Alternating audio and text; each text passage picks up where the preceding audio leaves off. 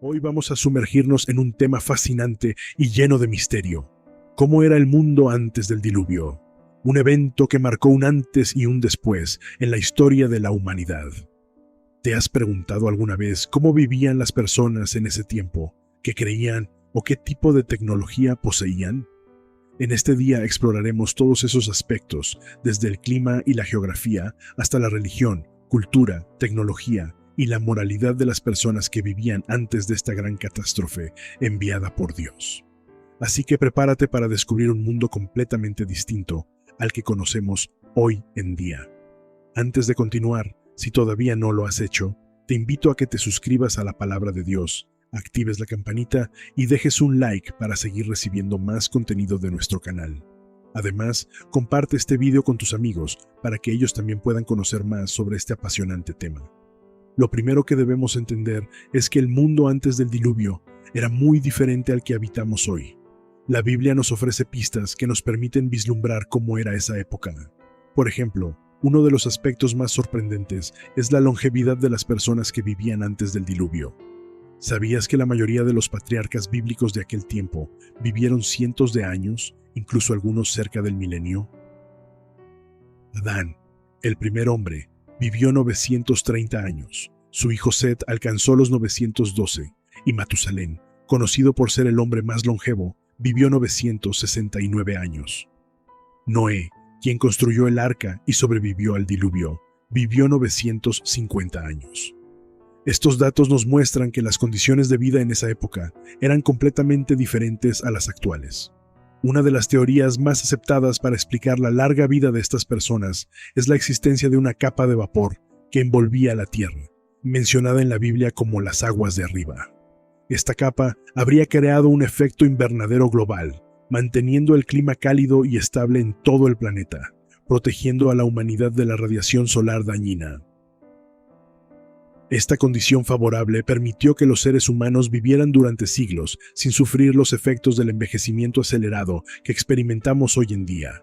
Sin embargo, todo cambió con el diluvio.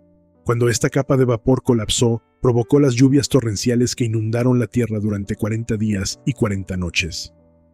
Después del diluvio, el clima se volvió más extremo, con inviernos fríos y veranos cálidos, y la radiación solar empezó a cortar considerablemente la esperanza de vida de las generaciones posteriores. Otro aspecto fascinante del mundo antes del diluvio es la relación cercana que existía entre lo divino y lo humano.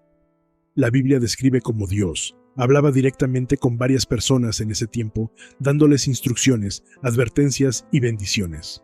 Entre las figuras que recibieron comunicaciones directas de Dios están Adán, Eva, Caín, Abel, Enoc y Noé.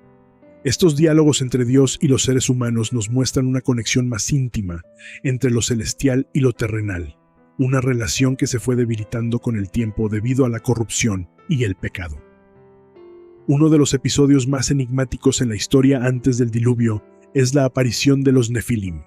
La Biblia menciona que los hijos de Dios tomaron por esposas a las hijas de los hombres, lo que resultó en el nacimiento de una raza de gigantes conocidos como los Nefilim. Pero ¿quiénes eran estos hijos de Dios y por qué su descendencia era tan diferente? Una de las teorías más aceptadas sugiere que los hijos de Dios eran ángeles caídos, seres que se rebelaron contra Dios y descendieron a la tierra para tener relaciones con mujeres humanas. El resultado de esta unión fueron los Nefilim, seres de gran tamaño y fuerza, que se hicieron famosos por su violencia y crueldad. Estos gigantes, según algunos estudiosos, jugaron un papel crucial en la corrupción del mundo antes del diluvio. Su maldad y su capacidad para causar caos y destrucción fueron factores importantes que llevaron a Dios a enviar el diluvio como un castigo y una forma de limpiar la tierra de la corrupción que se había extendido. El diluvio no solo fue un juicio sobre la humanidad, sino también un acto de misericordia, pues permitió que la humanidad comenzara de nuevo con Noé y su familia, quienes habían hallado gracia ante los ojos de Dios. El mundo antes del diluvio era sin duda un lugar lleno de misterios y maravillas.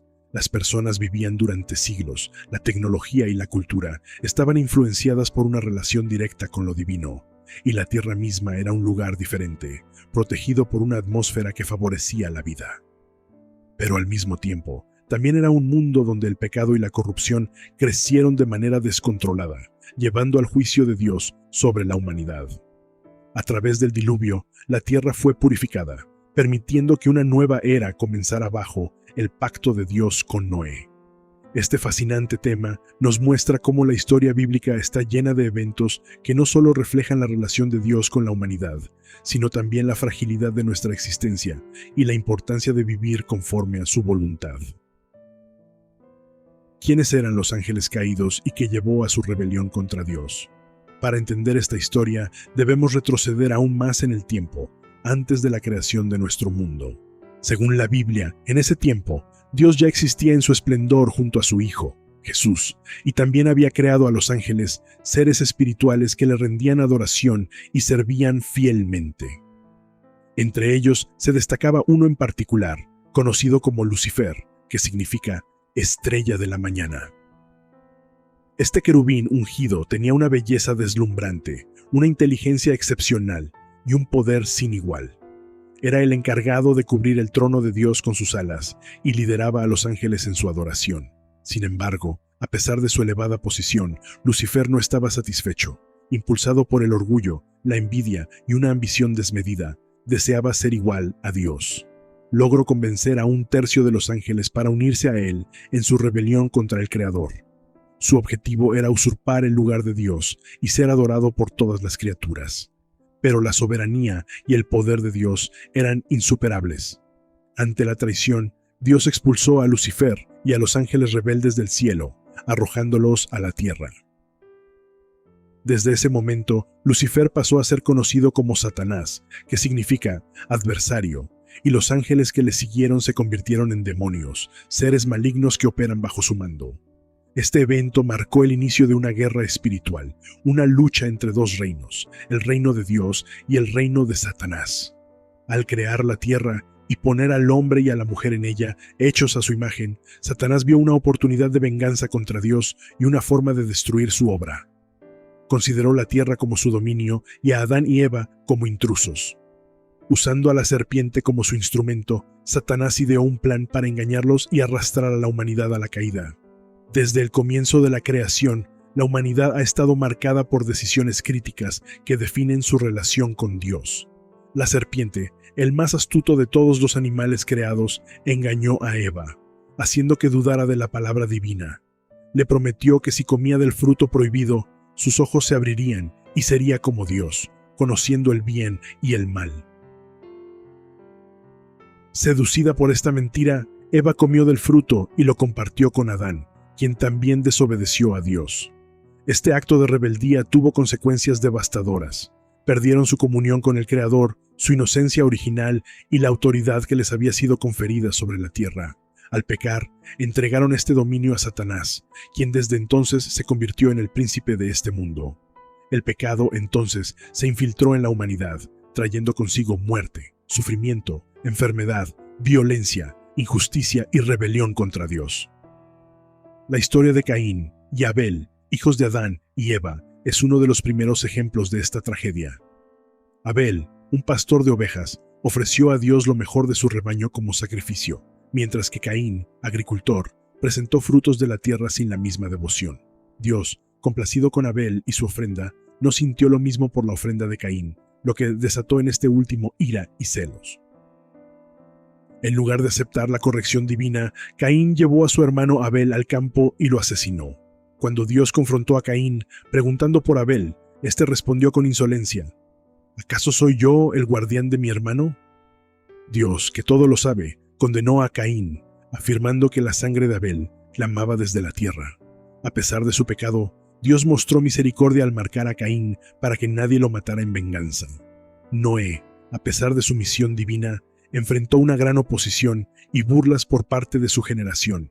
A medida que pasaban los años, él continuó construyendo el arca según las instrucciones de Dios, un trabajo monumental que parecía irreal para quienes lo rodeaban.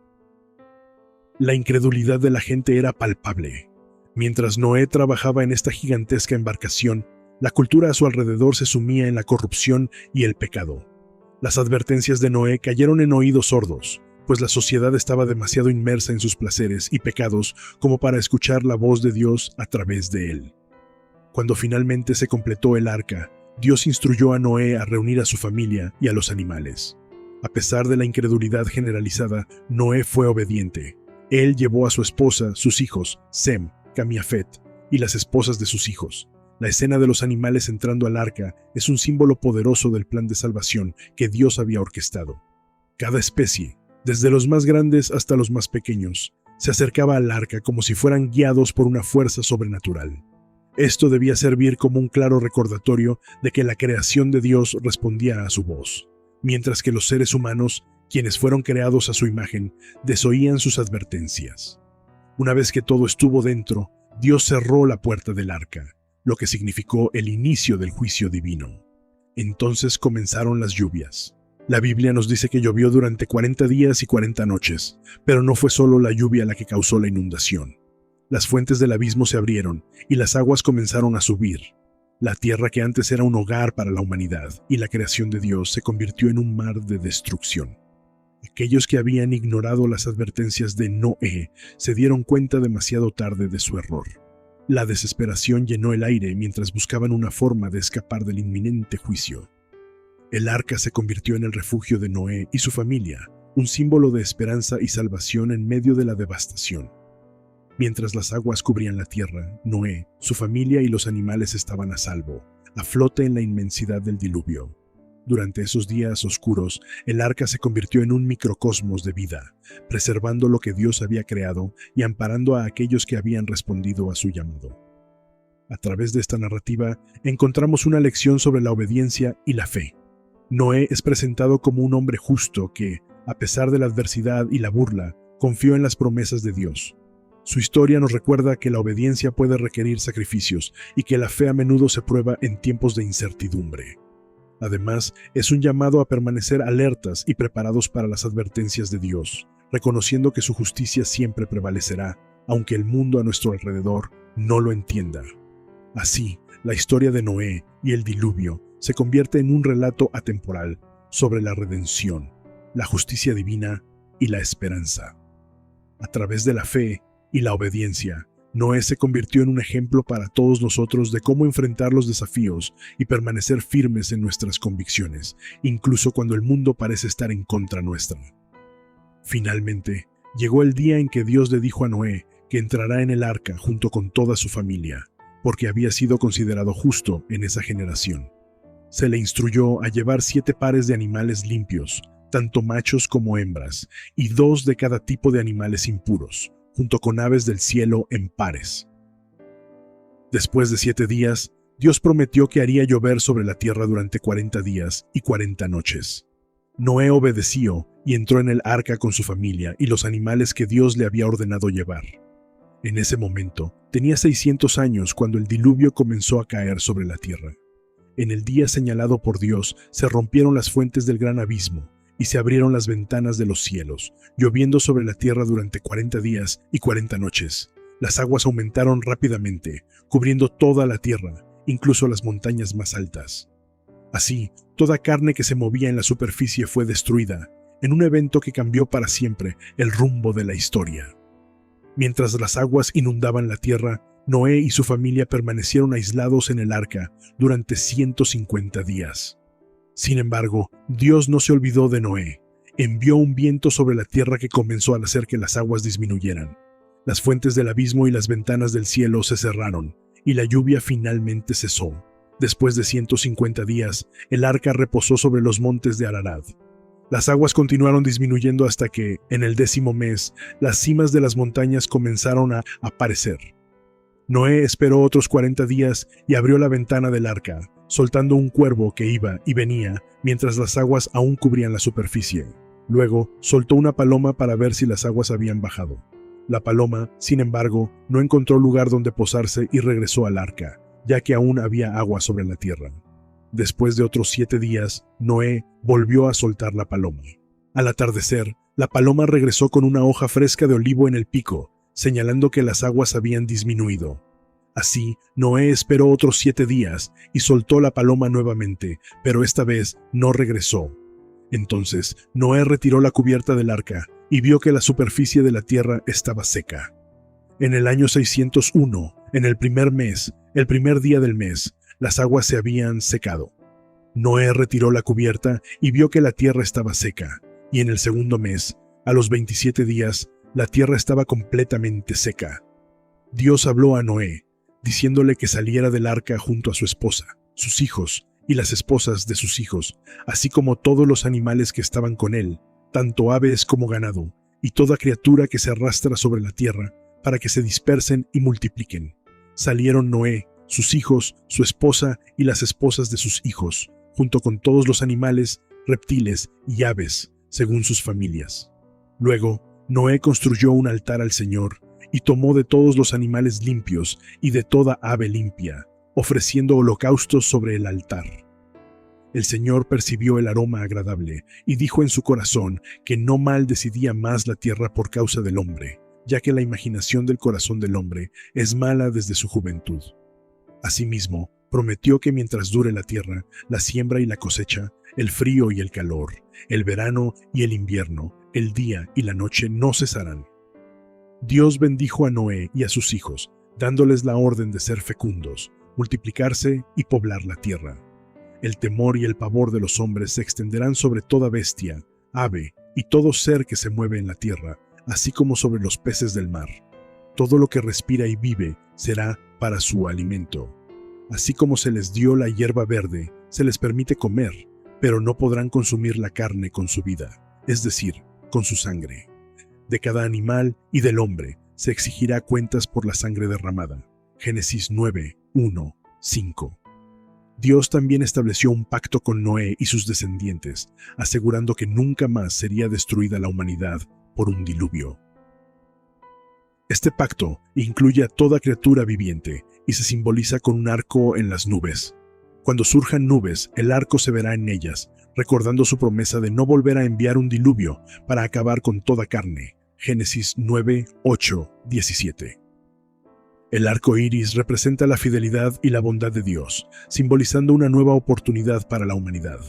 Es un recordatorio de que Dios preservará la vida en la tierra y tiene un plan para restaurar todo lo creado. Este plan se manifiesta plenamente en Jesucristo, quien es nuestra salvación. Así concluye el diluvio y comienza la historia de Noé y sus descendientes, que habitaron la tierra y formaron naciones. Te invito a dejar tus comentarios sobre este tema, respetando las opiniones de los demás. Si te ha parecido valioso esta información, apoya con tu suscripción para no perderte nuestros próximos vídeos. Comparte con amigos y familiares, dale un like y tus opiniones son bienvenidas. Juntos podemos expandir nuestro entendimiento. Gracias por estar aquí y que Dios te bendiga.